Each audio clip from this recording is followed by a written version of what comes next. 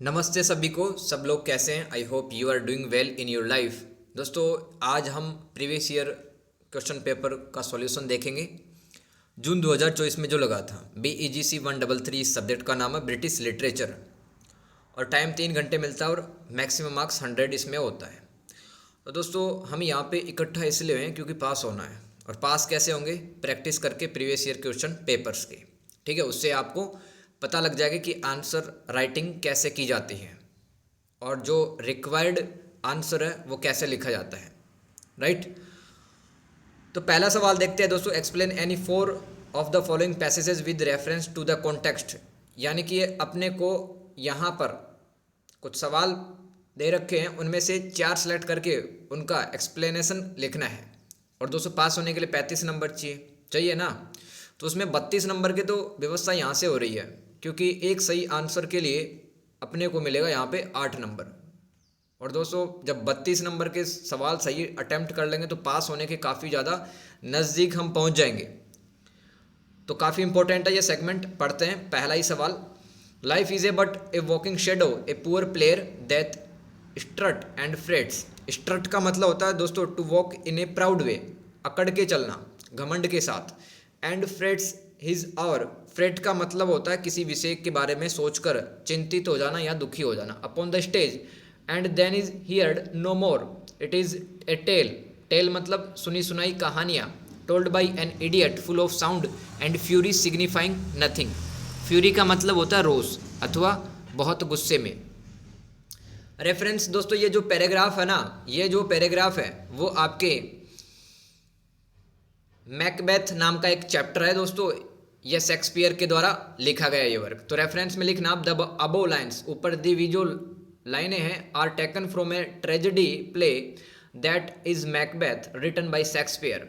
Context क्या है? These lines spoken by Macbeth means, ये जो लाइनें हैं दोस्तों, ये मैकबेथ के द्वारा बोली गई है। दैट लाइफ इज ब्रीफ, कि जीवन में काफ़ी दुख है। एंड मीनिंगलेस, इस जीवन का कोई मूल्य नहीं है, ये व्यर्थ है।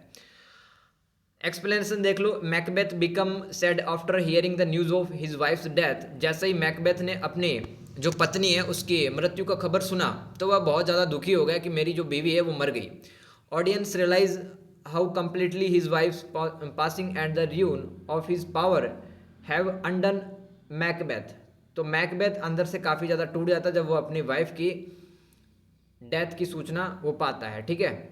अब भले ही कोई राजा हो, लेकिन उसकी अगर रानी मर जाती है तो राजा का एक बार जो घमंड होता है, प्राउड होता है, वो भी टूट जाता है। His speech insist that there is no meaning और पर्पज इन लाइफ, कि इस जीवन का कोई उद्देश्य नहीं है, ना ही इसका कोई अर्थ निकलता, कोई मीनिंग नहीं है। Rather life is a tale, इसके बजाय जीवन एक सुनाई कहानी होती है। टोल्ड बाई एन इडियट, एक मूर्ख के द्वारा, full of sound and fury signifying nothing. ठीक है, मतलब बहुत एक मूर्ख व्यक्ति जीवन की कहानी सुनाता है, वैसे ही हमारा जीवन चलता है और वो गुस्से में सुनाई गई कहानी होती है। Shakespeare somewhat deflating reminder of the illusionary nature of the theatre. तो जो थिएटर होता था ना, उसकी एक इमेज यहाँ पर प्रस्तुत करने की कोशिश कर रहे हैं Shakespeare. Macbeth is only a player himself strutting on an Elizabethan stage. Elizabethan stage का मतलब क्या है? कि विक्टोरिया पीरियड में जो प्ले ड्रामा परफॉर्म किए जाते थे वो एलिजाबेथ स्टेज पे परफॉर्म किए जाते थे। तो वहाँ पर एक कैसे प्ले और ड्रामा परफॉर्म किए जाते थे उसी के बारे में शेक्सपियर हमें बता रहे हैं। Macbeth comment calls attention to this conspiracy. Conspiracy मतलब षड्यंत्र। And partially explores it his nihilism. Nihilism का मतलब होता है निराशावाद। Embraces not only his own life but the entire play, यानी कि वो अपने जीवन से भी रिलेटेड इस बात को जोड़ के देखता है कि जब आपकी पत्नी नहीं रहती है तो इस एम्पायर का, इस साम्राज्य का मैं क्या करूँगा। तो जीवन में काफ़ी ज़्यादा दुख है, ये सब बताया है इस पैराग्राफ के अंदर शेक्सपियर ने मैकबेथ प्ले में। तो दोस्तों, दूसरा पैराग्राफ हम पढ़ के देखते हैं। Is this a dagger which I see before me, the handle towards my hand. Come, let me clasp thee. I have thee not, and yet I see thy still. Art thou found, not fatal vision, sensible to feeling as to sight. देखो ये पढ़ो आप यहाँ पर, is this a dagger which I see before me the handle toward my hand. तो दोस्तों यहाँ पर जो पैराग्राफ है ना, पूरा paragraph, these lines are taken from Macbeth by Shakespeare. तो वही मैकबेथ एक ट्रेजेडी प्ले है, उसी प्ले से, उसी ड्रामा से ये लाइनें ली गई हैं, शेक्सपियर ने लिखा है वो। कॉन्टेक्स्ट क्या है? शेक्सपियर कन्वेज, मतलब शेक्सपियर हमें बताने की कोशिश कर रहा है मैकबेथ्स इंटरनल कॉन्फ्लिक्ट, कि मैकबेथ नाम का जो राजा रहता है उसके दिमागों के अंदर, विचारों के बीच संघर्ष चल रहा होता है, एम्बिशंस, उसकी काफ़ी ज़्यादा महत्वाकांक्षाएं होती हैं, एंड गिल्टी, वो अपने आप को गिल्ट भी फील करता है क्योंकि वो राजा को मारने का प्लान बनाता है। ठीक है, आगे देखो explanation. Macbeth is unsure if the dagger is real and whether it was sent by evil spirit or created by his own imagination। तो दोस्तों मैकबेथ को अचानक से ही एक डैगर दिखता है। ठीक है, एक डैगर दिखता है तो वो देखता है कि ये क्या भूतिया प्रेत आत्माओं के द्वारा भेजा गया है ये डैगर राजा को मारने के लिए, या फिर मेरी खुद की कल्पनाओं से मैंने ये डैगर बना दिया है। The dagger represents Macbeth's violent ambitions to murder King Duncan. तो दोस्तों जो राजा डंकन है उसकी हत्या का प्लान बना रहे होते हैं मैकबेथ और लेडी मैकबेथ, तभी उनको एक डैगर दिखता है। तो डैगर इज इनिशियली क्लीन, वो डैगर शुरुआत में तो काफ़ी साफ होता है, बट बिकम्स ब्लडिड, वो कुछ टाइम के बाद में खून से सना हुआ हो जाता है। फोरेशेडोइंग, फोरेशेडोइंग का क्या मतलब होता है? पूर्व आभास, पहले से ही कोई संकेत मिल जाना। The violence and guilt that will follow in act 2 scene 1। ये जो पैराग्राफ है ना दोस्तों, ये एक्ट 2 और सीन 1 से लिया गया है। व्हेन मैकबेथ कंटेम्पलेट्स क्या होता है? किसी विषय पर सावधानी पूर्वक विचार करना। A dagger he sees before him, Macbeth questions, Macbeth सवाल पूछता है whether the dagger is real और figment of his imagination, and the line explores themes of reality, illusion and self deception. Self deception क्या होता है? कि मतलब ऐसा जाना, जैसे कि मैं जानता हूं कि ये बात सच नहीं है, तो उस चीज को बोलेंगे सेल्फ डिसेप्शन। क्वेश्चन नंबर पहले में C, he did it like an operatic tenor, a regular handsome fellow with flashing eyes and lovely moustache, shouting a war cry and charging like Don Quixote at the windmills, we nearly burst the laughter at him. दोस्तों ये जो paragraph है ना, इसका reference क्या होगा? देखो George Bernard show एक इंग्लिश ब्रिटिश लिटरेचर में काफ़ी बड़े एक ऑथर हुए हैं, उनके द्वारा एक प्ले लिखा गया है, एक नाटक drama arms and the man. इसमें क्या बताया गया है कि युद्ध में जो त्रासदियाँ होती है, जो कहानियाँ होती है, उसी के बारे में बताया गया है। Context, this play shows how war changes a man physically, mentally and emotionally. तो दोस्तों जो arms and man play create किया गया है जॉर्ज बर्नार्ड शो के द्वारा, ये हमें बताता कि एक जो योद्धा होता है, जो युद्ध में जाता है, वो किस तरह से जब युद्ध से लौटता है तो शरीर से, मन से और भावनात्मक रूप से वो चेंज हो जाता है। एक्सप्लेनेशन देखो, the author describes a man who was so healthy, strong and attractive. एक जो सैनिक होता है शुरुआत के अंदर तो काफ़ी हेल्दी रहता है, स्ट्रॉन्ग रहता है और काफ़ी आकर्षक वो दिखता है, but when he return from the war, जब वह युद्ध से लौटता है, even his mother could not recognise him as he was weak. तो उसकी जो माँ है वो भी पहचान नहीं पाती क्योंकि वो काफ़ी कमज़ोर और अपने आप को सदमे में पाता है। The author describes the soldier's actions during the military exercise, the soldier's behaviour is likened to that of an operatic tenor. Operatic tenor का मतलब यहाँ पे मतलब उसकी जो बोलने की जो पिच है, आवाज़ है, वो भी बदल जाती है। Emphasising his dramatic and enthusiastic manner, he is described as a handsome fellow with flashing eyes and a lovely moustache, suggesting a charming. मतलब इन लाइनों क्या मतलब है? Suggesting a charming and dashing appearance. जो सैनिक होता है उसकी जो डैशिंग अपीयरेंस को ये लाइन बता रही है। The soldier charges forward with great fervour. Fervour का मतलब पैसन, जुनून। Similar Don Quixote, the fictional character रहता है Don Quixote, famous for his chivalrous. Chivalrous क्या होता है? स्त्रियों के मान सम्मान, उनके व्यवहार से संबंधित chivalrous. And idealistic but often foolish quest, मतलब कभी कभार वो मूर्खतापूर्ण बातें कर देता है। The soldier watching the enthusiastic soldier find his actions amusing and almost burst into laughter. तो दोस्तों ये जो प्ले है यहाँ पर आर्म्स एंड द मैन, एक सैनिक जाते हैं युद्ध में, ठीक है, और वहाँ पर युद्ध में जो भी चल रहा होता है, अंत में जो कैरेक्टर होते हैं वो आपस में ही अपनी कहानियां बताकर हंसने लगते हैं लास्ट में। आगे चलते हैं अपन क्वेश्चन नंबर 1 में D part. A miserable and unkind untrue unknightly traitor hearted woe is me authority forgets a dying king led widow would be of the power in his eyes that how would the will। दोस्तों ये जो paragraph है वो मोर्टे d Arthur नाम की एक poem से लिया गया है, जिसके जो ऑर्थर है उनका नाम है Alfred Lord Tennyson. Alfred Lord Tennyson ने एक कविता लिखी है मोर्टे डी आर्थर, उन्हीं कविता से, उनकी पोयम से ही ये पैराग्राफ लिया गया है। तो देखो कॉन्टेक्स्ट यहाँ पे क्या बताना चाह रहा है कवि या लेखक। Author Alfred Lord Tennyson focus is on the theme of accepting human mortality, यानी कि जो मानव का जीवन है वो नश्वर है, एक दिन मर ही जाना सबको, and transitioning to new phases of life with courage and equanimity. Courage मतलब साहस, इक्वानिमिटी मतलब संभाव, यानी कि जीवन चलता ही रहता है, उसमें बस अवस्थाएं बदल जाते हैं, स्टेज बदल जाते हैं, तो इंसान को करेज के साथ में और संभाव के साथ में चलना चाहिए, ये बताने की कोशिश कर रहा है। एक्सप्लेनेशन देखो। King Arthur has made this comment when he bids Sir Bedivere go to lake and throw Excalibur। Excalibur एक दोस्तों जादुई तलवार का नाम रहता है यहाँ पर, into it for the third time। तो दोस्तों किंग आर्थर मतलब जो सर बेडिवरी को काफ़ी पसंद करते हैं शुरुआत के अंदर, क्योंकि सर बेडिवरी इनका कहना मानते हैं और इनके फेवरेट नाइट होते हैं, KNIGHT। नाइट मतलब राजा के द्वारा सम्मानित व्यक्ति, उसको क्या कहते हैं, नाइट कहते हैं। तो वही नाइट सर बेडिवरी था और किंग आर्थर इसको पसंद करता था, इसलिए इसको तीसरे टाइम उस झील के पास में जाने के लिए कहता और वहाँ पर जादुई तलवार फेंकने के लिए कहता किंग आर्थर, किसको, सर बेडिवरी को। इन द बैटल विद मोडरेड के साथ में इनका युद्ध होता है। King Arthur is deadly bounded, बहुत ही गंभीर रूप से घायल हो जाते हैं, कौन, King Arthur. He is carried to a lake by Sir Bedivere who is favourite knight of the king.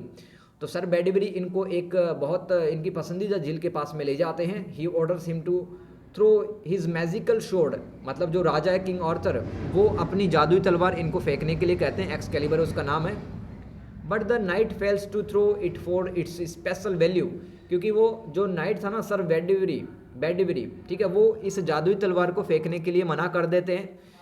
क्यों मना कर देते, क्योंकि आने वाली जो पीढ़ियाँ इस जादुई तलवार को देख पाए कि हमारा राजा कितना साहसी था, जो मॉडरेट के साथ में युद्ध हुआ वो काफ़ी ज़्यादा अच्छे से लड़ा था, ठीक है।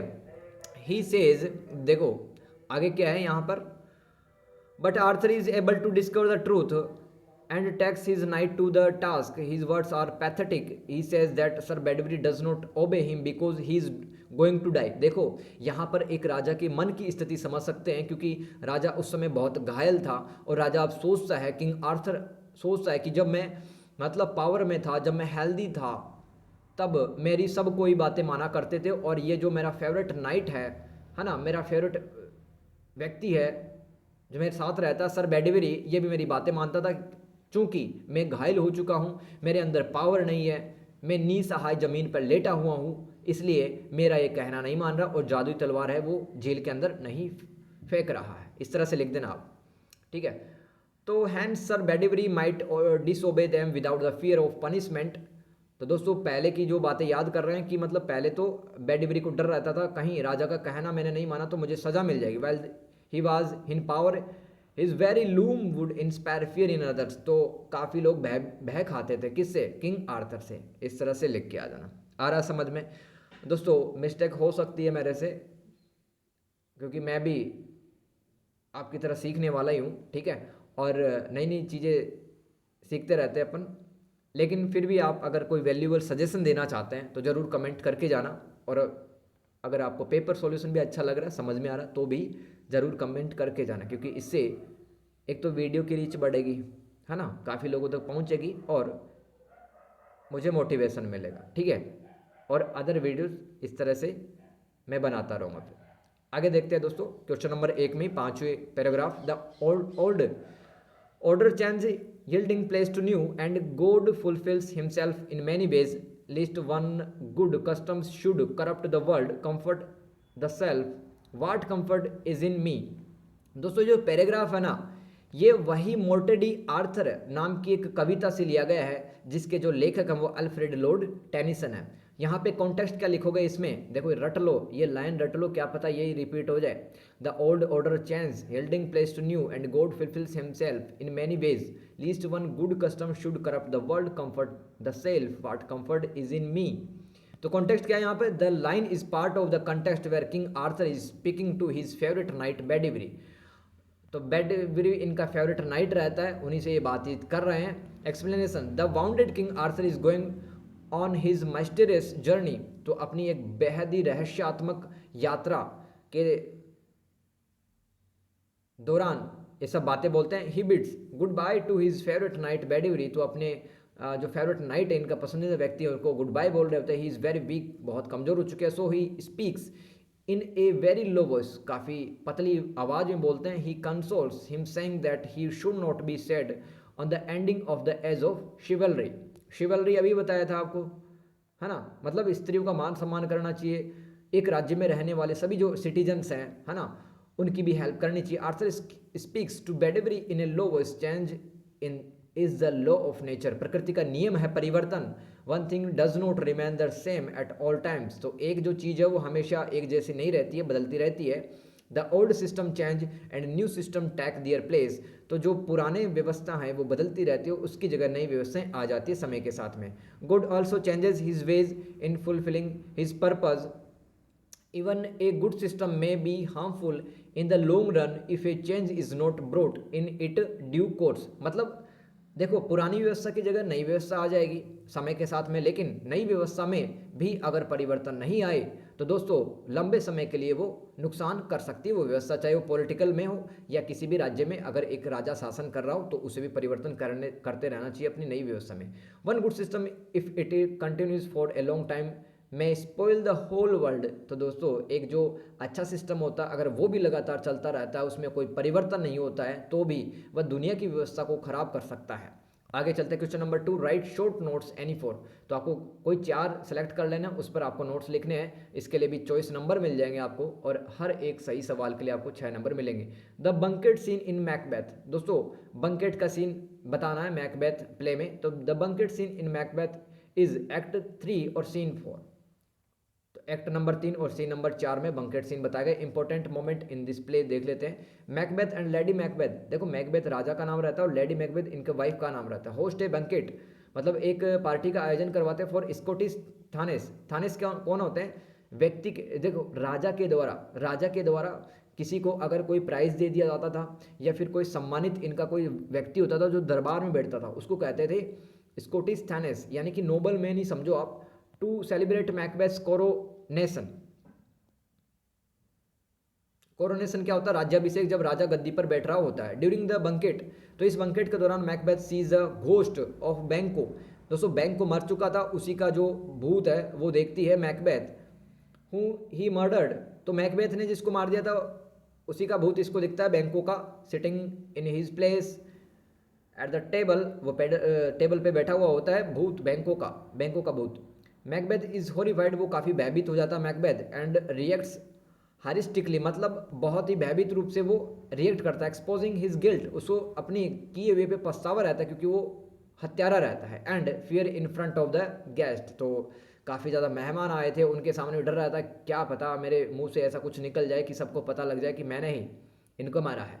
The scene marks the height of Macbeth's reign, reign मतलब शासन, and the beginning of his downfall, तो दोस्तों यहीं से उसका डाउनफॉल स्टार्ट हो जाता है। Macbeth's behaviour puzzles and disturbs his subject confirming their impression that he mentally troubled, तो उसको ऐसा लगता है कि वो दिमागी रूप से वो अब अपंग हो चुका है, लेकिन फिर भी वो गेस्ट के सामने ऐसा कुछ रिएक्ट नहीं कर रहा है। द सीन आल्सो रिवेल्स, ये जो सीन चल रहा है ये हमें बताता है that Macbeth's violent actions have put him in danger, तो काफ़ी खतरनाक स्थितियों में मैकबेथ अब आ गया है क्योंकि उसने कुछ ऐसे काम पास्ट में किए थे। And that he understand that murder begets, murder दोस्तों बिगेट्स क्या होता है, जैसे कि यहाँ पर जब नया बच्चा जन्म लेता है, यानी कि जो रिप्रोडक्शन रीजनरेशन की जो क्रिया है वो बेजेट्स कहलाती है। तो एक मर्डर के बाद में दूसरा मर्डर यहाँ पे उत्पन्न होना, उसी के कॉन्टेक्स्ट में आया है बीजेट्स वर्ड। समझ में आ गया यहाँ पे the banquet scene. Question number 2, Thomas Hardy and the fictional territory of Wessex. दोस्तों थॉमस हार्डी एक ब्रिटिश लिटरेचर में एक काफ़ी फेमस ऑथर हुए हैं और उन्होंने अपनी सभी रचनाओं के लिए एक काल्पनिक क्षेत्र बनाया है जिसका नाम है Wessex. Thomas Hardy choose to set most of his work in an area he called Wessex, the name of one of the ancient Saxon kingdoms of England. England के एक साम्राज्य का नाम था सैक्सन, उसी का ये हिस्सा माना जाता है Wessex. The area covers mainly the south and west of the country. तो इंग्लैंड का दक्षिणी और पश्चिमी जो हिस्सा है उसी को ये कवर करता था। रीजन ऑफ वेसेक्स देख लो, इसमें लोअर वेसेक्स है, मिड वेसेक्स है, south Wessex, north, outer Wessex और अपर वेसेक्स है। इस प्रकार से वेसेक्स एक क्षेत्र का नाम है जहाँ पर मतलब अपने जो भी लिखा है इन्होंने, ड्रामा प्ले है ना, स्टोरीज वगैरह, तो वेसेक्स में ही इन्होंने क्रिएट किए कहानियाँ। The idea of Wessex plays an important artistic role in Hardy's works, assisting the presentation of themes of progress, primitivism, sexuality, religion, nature and naturalism. दोस्तों प्रीमिटिविज्म क्या होता है? एकदम सिंपल लाइफ जो कि नेचर से कनेक्ट हो, ऐसी साधारण जीवन को अपन प्रिमिटिविज्म कहते हैं। तो चाहे उन्होंने प्रिमिटिविज्म की बात की हो, सेक्सुअलिटी की बात की हो, या नेचर की बात की हो, रिलीजन की बात की हो, सभी के लिए यहाँ पर वेसेक्स नाम का एक काल्पनिक जगह बनाए और उसी में कैरेक्टर को आपस में कम्युनिकेट करता दिखाया इन्होंने।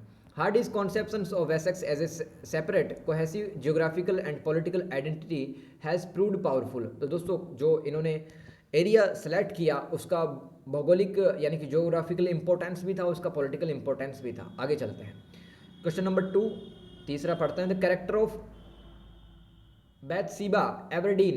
दोस्तों बैथसीबा एवरडीन कौन होती है? एक कैरेक्टर होती है, एक पात्र होती है, एक प्ले है जिसका नाम है फार फ्रॉम द मैडिंग क्राउड, जो थॉमस हार्डी के द्वारा लिखा गया है। यहाँ पर दोस्तों आपको इसमें बाथसीबा एवरडीन नाम की एक लड़की रहती है, उसी के कैरेक्टर के बारे में आपको बताना है। प्राइड एंड वैनिटी, प्राइड का मतलब गर्व और वैनिटी का मतलब घमंड, तो इसकी ये विशेषता है उस कैरेक्टर की। तो बैथसीबा इज़ ब्यूटीफुल। दोस्तों बैथसीबा काफ़ी एक सुंदर लड़की थी। Her greatest weakness is her vanity, लेकिन उसकी सबसे बड़ी जो कमजोरी है उसका घमंड था। The most memorable example of her vanity is van, उसके घमंड का सबसे बड़ा जो उदाहरण हमें देखने के लिए मिलता है, van C looks her self in the mirror, वो अपने आप को आईने में देखती है, एंड ब्लेस करती है। She experiences the troubles and miseries of life, लेकिन उसी के सुंदरता के कारण उसने कुछ ऐसे डिसीजन लिए जिससे कि उसका जो जीवन है काफ़ी दुखमय बन गया आने वाले टाइम पे। बैथसीबा एवरडीन लड़की की अपन बात कर रहे हैं। उसके कैरेक्टर की दूसरी विशेषता देख लो, वाइल्डलेस एंड इम्पल्सिव नेचर। इम्पल्सिव मतलब आवेगात्मक प्रकृति, यानी कि जो इंसान जल्दी जल्दी डिसीजन ले सकते बिना किसी लॉजिक को लगाए हुए।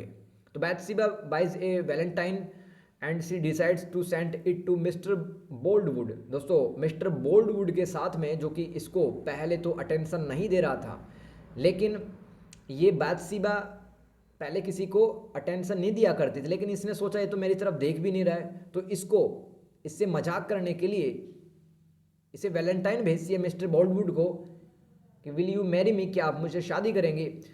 ए मैन ऑफ ग्रेट रिस्पेक्ट, तो मिस्टर बोल्डवुड है दोस्तों, उसकी काफ़ी ज़्यादा रिस्पेक्ट थी and integrity.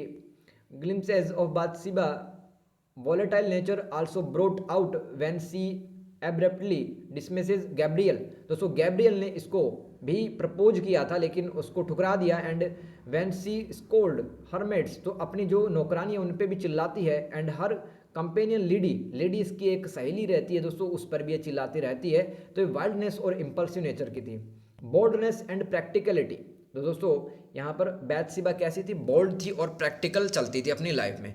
When Gabriel is suffocating in his हट, जब गैब्रियल अपनी झोपड़ी में है ना, उसको सफोकेशन, वो उसका दम घुट रहा था, तब she instead of becoming unnerved throws milk unto a unconscious Gabriel.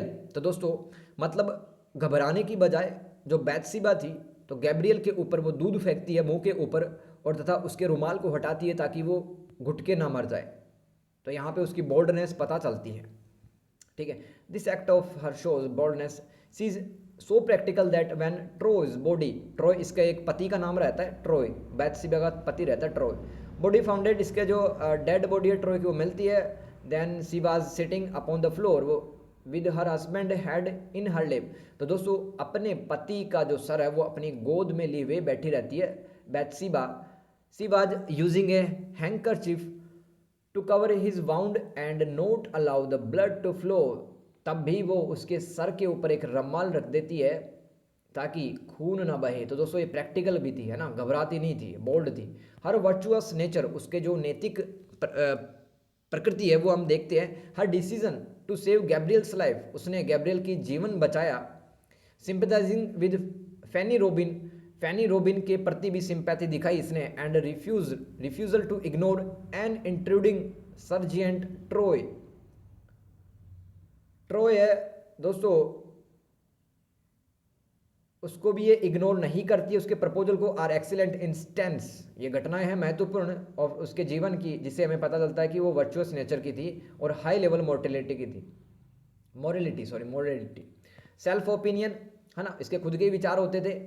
दो बैथसीबा हैज़ हर फॉल्ट, उसने काफ़ी गलतियाँ की। एंड मैक्स मैनी रोंग, इसकी गलती की वजह से काफ़ी लोगों को नुकसान भी हुआ। एंड डिजास्टर डिसीजंस, बहुत सारे खतरनाक विनाशक इसने निर्णय लिए। She is always eager to correct her mistakes, लेकिन अच्छाई ये थी कि अपनी गलतियों को सुधारने के लिए बिल्कुल तत्पर उत्सुक रहती थी। Her good characteristics by far outweigh her bad ones, यानी कि इसकी बुराइयों से ज़्यादा इसके पास में अच्छाइयाँ ज़्यादा थी बैथसीबा। ठीक है, आगे चलते हैं। तो बैथसीबा कौन थी, इसके कैरेक्टर हमने पढ़ लिया है। बैथसीबा दोस्तों फार फ्रॉम द मैडिंग क्राउड एक प्ले लिखा गया है थॉमस हार्डी के द्वारा। इसी का एक कैरेक्टर है बैथसीबा, जो कि काफ़ी सुंदर रहती है और काफ़ी घमंड इसको रहता है। और इसके घमंड के कारण, इसकी सुंदरता के कारण काफ़ी लोग हैं, ठीक है, उनके साथ में ट्रेजेडी होती है और ये अंत में खुद भी दुखी हो जाती है। इसका ट्रोय है पति, वो भी मर जाता है क्योंकि वो बहुत ज़्यादा नशेड़ी रहता है, जुआ खेलता है, इसकी बातें नहीं मानता है। तो इस तरह से आपको लिख देना है। Question number 2, George Bernard Shaw and the problem play. दोस्तों यहाँ पर जो द प्रॉब्लम प्ले का क्या मतलब है, प्ले का ही एक टाइप होता है प्रॉब्लम प्ले। तो George Bernard Shaw was a prominent figure, यानी कि बहुत प्रमुख रूप से इनकी पहचान है in development of the problem play. Problem play जो कि एक ड्रामा का ही एक टाइप होता है, उसको विकसित करने का जो श्रेय प्रमुख रूप से जॉर्ज बर्नार्ड शो को दिया जाता है। Type of drama that address serious social issue in a public setting. तो दोस्तों एक सार्वजनिक जगहों में गंभीर जो सामाजिक मुद्दे होते हैं, ठीक है, समाज की जो प्रॉब्लम्स होती है उसी को आगे ले जाने का काम जॉर्ज बर्नार्ड ने किया है। प्रॉब्लम प्लेज क्या होता है, these plays are also known as thesis play और discussion plays present controversial social issues. तो बहुत ही मतलब ऐसे मुद्दे, समाज के ऐसे मुद्दे जो को काफ़ी कंट्रोवर्सी लिए हुए रहते हैं, डिबेट चलती रहती है, that people generally don't like to discuss. सामान्य रूप से ऐसे विषय जिस पर लोग बात करना पसंद नहीं करते हैं पब्लिक में। The plays often provide a solution to the problem, but the solution is usually debatable and controversial। तो दोस्तों उन्हीं समाज की समस्याओं को इन नाटकों के अंदर उठाया जाता, लेकिन वो समाधान जो होते हैं उन नाटकों के द्वारा दिए गए, उन पर भी डिबेट चलती है और वो खुद ही कंट्रोवर्सी उनके सॉल्यूशंस में होती है। अब लेखक का कुछ काम देख लेते हैं दोस्तों। Shaw's play are known for their use of wit and irony to express societal flaws. तो दोस्तों इन्होंने विट और आयरनी का यूज़ करके समाज के जो प्रमुख मुद्दे हैं उनको सामने लाए हैं। ये ही tackled controversial issues like class inequality, यानी कि वर्ग की असमानता, गरीबी अमीरी, एंड जेंडर रोल्स, यानी कि समाज के अंदर स्त्री और पुरुष का जो योगदान है, भूमिकाएँ हैं, उसके बारे में बताया है। शोज प्लेज इंस्पायर्ड जनरेशन, पीढ़ियों को काफ़ी ज़्यादा प्रभावित किया इनके प्ले ने। Of playwrights to use the stage for social critic, यानी कि इन समाज के जो मुद्दे हैं, ठीक है, तो उन्हीं पर जो लोगों की अंधविश्वास रूढ़ी है उन्हीं की आलोचना करने के लिए इन्होंने प्रॉब्लम प्लेज को डेवलप किया है। आगे देखते हैं Tennyson idylls of the king and the Arthurian legend. दोस्तों आर्थरियन लेजेंड का क्या मतलब है, राजा आर्थर से संबंधित जो कहानियाँ लिखी गई दोस्तों वो आर्थरियन लीजेंड कहलाती हैं। तो कलेक्शन ऑफ पोएम्स कह सकते हो आप, या कलेक्शन ऑफ स्टोरीज कह सकते हो। तो idylls of king published between 1859 and 1885 by lord Tennyson. तो दोस्तों इडियल्स ऑफ किंग ये कब प्रकाशित की गई, 1859 और 1885 के बीच, बाय लॉर्ड टेनिसन के द्वारा। The whole work recounts Arthur attempt and failure to lift up mankind. तो मानवता को ऊपर उठाने का प्रयास किया, काफ़ी बार फेल भी हुए राजा Arthur, and create a perfect kingdom, एक पूरी तरह से एक अच्छा जैसे अपन कहते हैं राम राज्य, वैसा ही बनाने का प्रयास किया जहाँ पर कोई भी दुखी ना हो।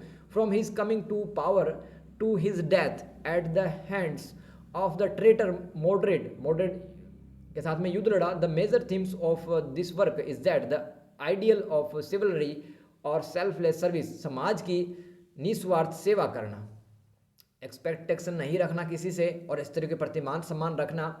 टू द डाउन ट्रोडन, मतलब समाज के जो वंचित समूह के लोग होते हैं, जो हाशिए पर समूह लोग होते हैं, गरीब लोग, was necessary to keep the kingdom thriving, तो एक राज्य को बहुत अच्छे से, साम्राज्य को बहुत अच्छे से चलाने के लिए समाज के जो दलित चिंतित वर्ग हैं उनका भी मान सम्मान किया जाना चाहिए और सामाजिक सेवा करी जानी चाहिए बिना किसी उम्मीद के।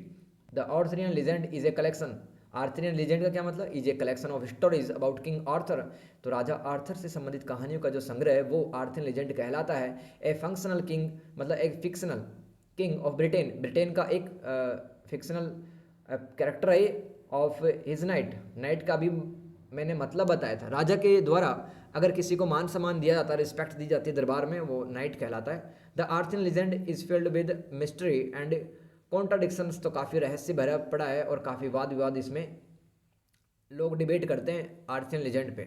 There is no clear consensus on whether Arthur was a real person और based on a historical person, तो अभी तक किसी को पता नहीं है कि किंग आर्थर क्या वास्तव में रियल कैरेक्टर था या सिर्फ एक फिक्शनल कैरेक्टर था।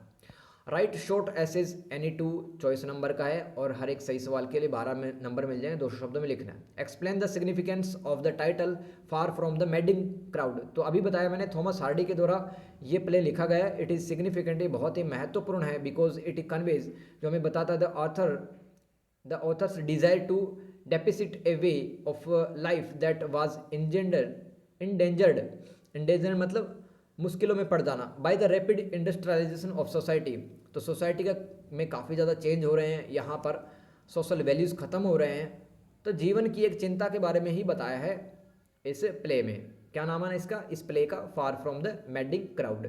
The phrase far from the madding crowd means to be away from the business of civilisations और the crazy actions of a large group, मतलब जो हम भेड़ चाल सी चलते रहते हैं, ठीक है, इस भाग दौड़ भरी दुनिया में हम वैसे ही काम करते हैं जैसे और करते हैं, तो उससे दूर कर रहने के लिए लेखक ने कहा है।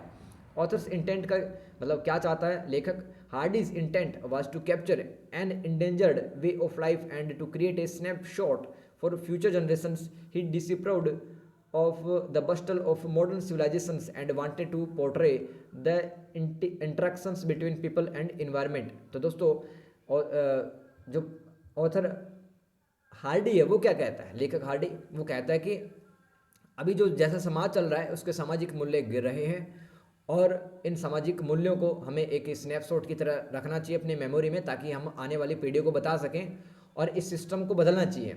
और जो आधुनिक सभ्यता है दोस्तों, इसमें काफ़ी ज़्यादा प्रॉब्लम है, तो इस प्रॉब्लम को सोल्व करने के लिए हमें पीपल टू पीपल इंट्रैक्शन करवाना होगा। Hardy's novel is set in the country, ऐसे कंट्री में लिखा गया है उपन्यास या novel, but life there is not all idyllic, मतलब जैसा हम अच्छा जीवन के बारे में सोचते हैं कि अच्छा ही अच्छा हो हमारे साथ, हमारे जीवन में अच्छे लोग आए, हम जीवन में आगे बढ़े, ये हमारी आइडलिक लाइफ कहलाती है। The plot explores the interplay between man, nature and agriculture and the dramatic facts of the characters, तो इसमें काफ़ी सारे कैरेक्टर हैं, इसमें एग्रीकल्चर, नेचर और अलग अलग व्यक्तियों के बीच में कम्युनिकेशन दिखाया गया है। प्लॉट आप समझते ही हैं, है ना, कहानी किस तरह से आगे बढ़ रही है वो उसका प्लॉट कहलाता है। Question number 3 B part, why do you think arms and the man is considered to be an anti romantic comedy. दोस्तों एंटी रोमांटिक कॉमेडी क्या होती है, पहले तो उसका डेफिनेशन लिख दो। It refers to a text that over turns the tropes commonly found in a romantic comedy such as heroism, sacrifice which lead to a happy conclusion for the lovers. तो दोस्तों एंटी रोमांटिक कॉमेडी क्या होती है कि जिसमें हम heroism पाते हैं, सैक्रिफाइस पाते हैं और अंत में बहुत ज़्यादा खुशी हमें मिलती है। This play is anti romantic because in it Shaw has attacked the romantic and idealistic notions about life, and it is a comedy because in it he has exposed and loved at the romantic illusion about love and war. तो दोस्तों युद्ध के दौरान ही काफ़ी couples में love हो जाता है और अंत में सारे हंसने लगते हैं अपनी अपनी कहानियां बता करके। तो ये एक एंटी रोमांटिक कॉमेडी है। In Arms and the Man show exposes the unsoundness of romantic view of war. In this play, both Rena and Luca take the initiative to enter Blunterschl, Bluntschl, and Luca Shaw proves, जो author है हमें बताने की कोशिश करा that romantic ideas of love and war are nothing but delusions, ये भ्रामक होते हैं। मतलब हमें किसी से प्यार से संबंधित या युद्ध से संबंधित अगर कोई विचार आते हैं तो भ्रामक होते हैं, वो सच नहीं होता उनमें। Hence we can call arms and the man an anti romantic comedy. Question number 3, what is meant by Victorian conflict, how is it expressed in the poetry of Tennyson. तो दोस्तों विक्टोरियन कॉन्फ्लिक्ट के बारे में आप क्या समझते हैं और टेनिसन की कविताओं में ये किस तरह से इसको परिभाषित किया गया, किस तरह से एक्सप्रेस किया गया है। तो विक्टोरियन एज जो कि 1832 से 1901 ईस्वी तक चली, इसमें बहुत सारे संघर्ष कॉन्फ्लिक्ट चल रहे थे यूरोप की सोसाइटी में, जैसे कि science and religion. Some Victorians clung to their faith, मतलब कुछ जो विक्टोरियन काल के जो लेखक थे उनका विश्वास था साइंस और रिलीजन में और काफ़ी का नहीं था। ठीक है, Alfred Tennyson try to find a compromise between the two. तो काफ़ी बार तो ये टेनिसन है ये विश्वास कर लेते थे साइंस पे, काफ़ी बार नहीं करते थे। इंपेरियलिज्म का मतलब होता साम्राज्यवाद, यानी कि यूरोप के जो देश थे ना, फ्रांस, इटली, पुर्तगाल, जर्मनी, इंग्लैंड, स्वीडन, इन लोगों ने, इन देशों ने दुनिया के अनेक देशों जैसे कि लैटिन अमेरिका, एशिया और अफ्रीका, ऑस्ट्रेलिया, न्यूजीलैंड, इन देशों को गुलाम बना लिया। ये कहलाता imperialism. The British empire expanded, अपना विस्तार किया ब्रिटिश साम्राज्य ने, its reach around the world, पूरी दुनिया में ही, ऑक्यूपाइंग कंट्रीज, काफ़ी सारे देशों को इन्होंने कब्जा कर लिया। For access the raw materials, कच्चे माल को भी अपने देश में वो लेके आ गए अंग्रेज लोग। एंड इंडस्ट्रियल वेल्थ, अपने औद्योगिकरण को मजबूत बनाया। The expansion lead to the destructions of local cultures and the operation of local population, तो स्थानीय जो आबादी थी तथा उनकी संस्कृति है ये साम्राज्यवाद के कारण खतरे में आ गई। There were conflict over women's right, महिलाओं के अधिकारों से संबंधित संघर्ष चल रहे थे, यहाँ पे आंदोलन भी चले। और कुछ कॉन्फ्लिक्ट थे क्लास, यानी कि समाज के ही वर्ग, धर्म, शिक्षा और वेल्थ, पैसे पर। कन्फ्लिक्ट और लोकल पॉलिटिक्स, स्थानीय राजनीति पे, मॉरल वैल्यूज, नैतिक मूल्यों पर, और मेटेरियलिस्टिक वैल्यूज, भौतिकतावाद जो मूल्य होते हैं उन पर भी संघर्ष चल रहा था, डिबेट चल रही थी। टेनिसन्स व्यूज, तो टेनिसन का क्या मानना है, are characterized by the well known Victorian compromises और द अवॉइडेंस ऑफ एक्सट्रीमिज। तो जो टेनिसन है या तो वो कॉम्प्रोमाइज़ करते हैं इन मूल्यों के साथ में, या फिर वो इनको अवॉइड करते थे। ठीक है, इन टॉपिक्स को वो अवॉइड करते थे, इन पे बात करना, या फिर वो समझौता करते हैं या फिर अवॉइड करते हैं कि अवॉइड करना चाहिए हमें हर चीज़ में, चाहे रिलीजन हो, एजुकेशन हो, वेल्थ में। मतलब पैसा भी इतना ज़्यादा ना कमाओ किसी दूसरे के पास तो कुछ भी ना बचे, आपके पास में पैसा। तो एक्सट्रीमिज्म को ये अवॉइड कर रहा है। Question number 4, answer the questions. कोई एक आपको अटेम्प्ट करना है, लेकिन दोस्तों आपकी हेल्प के लिए तो मैंने दोनों ही अटेम्प्ट कर दिए है। तो आपको अगर पसंद आ रहा है कंटेंट तो एक प्यारा सा कमेंट जरूर करके जाना। ठीक है, 300 शब्दों में लिखना है। 20 नंबर का ये सवाल होगा। लेडी मैकबेथ, पहला सवाल, Lady Macbeth is often called the fourth witch in play Macbeth, do you agree with the view. दोस्तों काफ़ी लोग मानते हैं जो लेडी मैकबेथ है, मैकबेथ की पत्नी, वो चौथी चुड़ैल कही जाती है मैकबेथ नाम के एक प्ले में। तो Lady Macbeth is often portrayed as the fourth witch because after Macbeth and Banquo met the three witches. अधिकांश बार लेडी मैकबेथ को चौथी चुड़ैल, विच मतलब चुड़ैल, भूतनी, पिशाच, तो लेडी मैकबेथ को चौथी चुड़ैल कहा जाता है क्योंकि मैकबेथ और बैंको 3 चुड़ैलों से मिलते हैं जब वो एक युद्ध से लौट रहे होते हैं। And after hearing the wishes of the witches Macbeth though gets tempted a bit, hearing about his future becomes normal after his friend बैंको tells him that wishes are not to be believed। तो दोस्तों यहाँ पर Macbeth और बैंको चल रहे होते हैं, युद्ध से लौट रहे होते हैं, रास्ते में मैकबेथ को आवाज़ सुनती है कि अभी जो तुम्हारा फ्यूचर है, तुम्हारा फ्यूचर ब्राइट होगा, ठीक है, और सब कुछ सही हो जाएगा। लेकिन जैसे ही ये मैकबेथ अपने फ्रेंड बैंको को ये बात बताता है तो बैंको इसको कहता कि जो चुड़ैलें हैं उनकी बातों पे विश्वास नहीं करना चाहिए। मैकबेथ मीट्स 3 विशेज, मैकबेथ 3 चुड़ैलों से मिलता है। वन टेल्स, एक बताती है Macbeth that he will be thane of Cawdor, यानी कि वो भी एक स्कॉटिश नोबल मैन होगा, राजा उसको अपने दरबार में थाने ऑफ काउडोर बनाएगा, है ना, उसको सम्मानित करेगा। नोबल मैन समझो आप, थाने ऑफ काउडोर का मतलब स्कॉटिश नोबल मैन जो राजा के दरबार में रहा करते थे। And the third witch says, जो तीसरी चुड़ैल है वो कहती है that he will be a king, वह राजा होगा आने वाले टाइम पे स्कॉटलैंड का। But when Macbeth tells about the witches and their words to Lady Macbeth, जब यही शब्द लेडी मैकबेथ अपनी पत्नी को मैकबेथ बताता है, she uses her tricky words to manipulates her husband to kill the king and become one. तो दोस्तों यहाँ पर थोड़ा दिमाग लगाती है उसकी पत्नी कि क्यों ना हम राजा को ही मार दें और फिर उसकी गद्दी पे तुम बैठ जाना। तो मैनिपुलेट करती है बातों को और फिर उसको कहती है ये विचार। तो Macbeth refuses to budge and thinks that it is inhuman to kill his king who gave him everything. दोस्तों यहाँ पर जो लेडी मैकबेथ का जो पति है मैकबेथ, वो कहता है कि नहीं तुम गलत कर रही हो, आज तक राजा ने क्या नहीं किया हमारे लिए, सब कुछ तो किया है, और ये बहुत मतलब मानवता को शर्मसार करने वाली घटना होगी अगर मैंने उसको मार दिया राजा को और गद्दी प्राप्त करने के लिए, है ना। अपने को तो बेटों की तरह पाला है उस राजा ने। Last Macbeth tries to use every possible weapon of words on her husband Macbeth.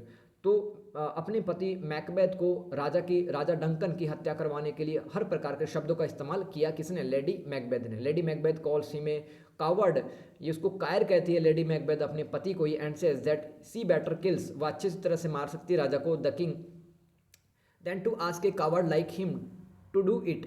Coward का मतलब कायर। After killing the king and blaming the guards for it, lady Macbeth could see that Macbeth's face was blank as if giving out the truth to have killed the king। तो दोस्तों यहाँ पर lady Macbeth ये सब लोग मार देते हैं राजा डंकन को और यहाँ पर छुपाने की कोशिश कर रहा है मैकबेथ उस सच को। So she told him to look like the innocent flower, जो उसकी पत्नी है लेडी मैकबेथ उसको कहते कि बिल्कुल इनोसेंट दिखो, इनोसेंट फ्लावर की तरह, ताकि ये जो राज है वो राज ही रह जाए। Though after killing the king Macbeth becomes a brute, brute मतलब बहुत ही ज़्यादा cruel, from an obedient husband whereas Lady Macbeth loses her charm and guilt. Lady Macbeth को भी फिर रिग्रेट होता है, उसको अपनी चार्म खो बैठती है। किल्स हर कंसाइंस मतलब अपनी चेतना को खो बैठती है।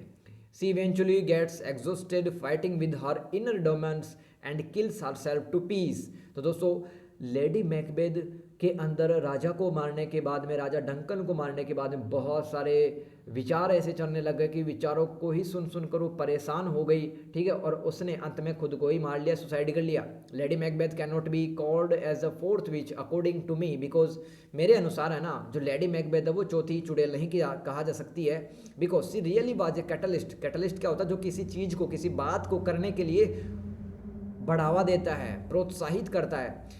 इन द प्रोसेस, इस प्रक्रिया में लेडी मैकबेथ ने सिर्फ कैटलिस्ट की तरह काम किया है। Had she not been the catalyst then Macbeth would not have killed anybody for becoming a king, कि मतलब अगर वो प्रेरित नहीं करती, मोटिवेट नहीं करती तो राजा डंकन को मैकबेथ नहीं मारता।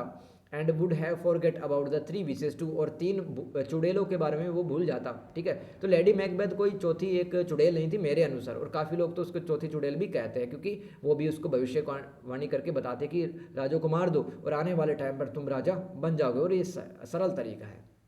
लास्ट सवाल देखते हैं दोस्तों, question number 4 B part. Comment on the allegorical significance of Tennyson's poem Morte d Arthur. रट जाना, मोर्टे डी ऑर्थर किसके द्वारा लिखी गई है? टेनिसन के द्वारा।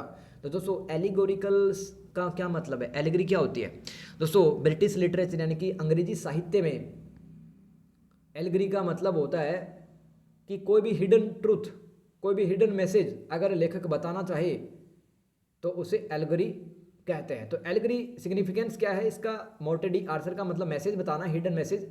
तो Alfred Tennyson's poem Morte d Arthur is an allegory about the battle between good and evil represented by lions and serpents. Serpents मतलब क्राउलिंग स्नेक, रेंगता हुआ सांप जैसा कुछ सरपेंट कहलाता है। तो लॉयन यहाँ पे रिप्रेजेंट कर रहा है क्राइस्ट को, और सरपेंट कर रहा है यहाँ पे मतलब बुरी शक्तियों को। रिप्रेजेंट क्राइस्ट का मतलब अच्छी शक्तियों को रिप्रेजेंट कर रहा है शेर यहाँ पे, और सरपेंट मतलब बुरी शक्तियों को, भूतों को रिप्रेजेंट कर रहा है। The poem is about the death of king Arthur. ये जो पोएम है ना, ये पोएम है मोर्टे डी आर्थर, ये हमें राजा आर्थर की मृत्यु के बारे में बताती है। After his final battle with Mordred के साथ में इसका युद्ध होता है और ये मर जाता है राजा आर्थर। हु बीट्रेड हिम, उसने धोखा दिया था मोरडेड ने इसको, राजा आर्थर को। एंड टुक द थ्रोन, गद्दी को हासिल करने के लिए। The poem is written with the help of some symbolic elements include, तो इसमें कुछ सिंबल भी हैं, सिंबॉलिक एलिमेंट भी है, जैसे कि राउंड टेबल। तो ये क्या रिप्रेजेंट करती है, क्या हमें हिडन ट्रूथ बताना चाहता है लेखक, वही तो एलगोरी हो जाएगा इसका।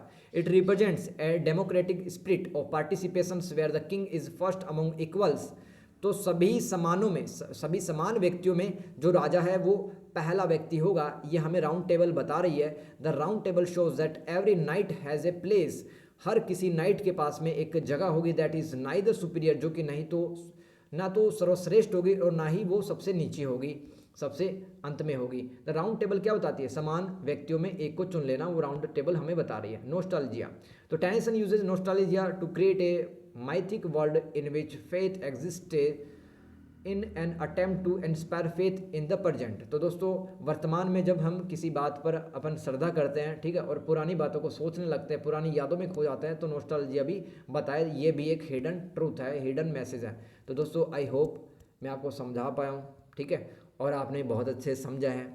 पेपर आपका बहुत अच्छे से जाएगा अगर आपने ये वीडियो ध्यान से समझा और समझा कि कहाँ से सवाल बनते हैं, किस तरह से लिखना होता है 100 नंबर का पेपर। तो दोस्तों आज यहीं तक अपन पढ़ते हैं ना, नेक्स्ट वीडियो में लेंगे अपन और कंटेंट के साथ में, ठीक है। तब तक के लिए take care of yourself, good luck for your exam, अच्छे से रहो, मस्त रहो, खुश रहो, टेक केयर, बाय बाय।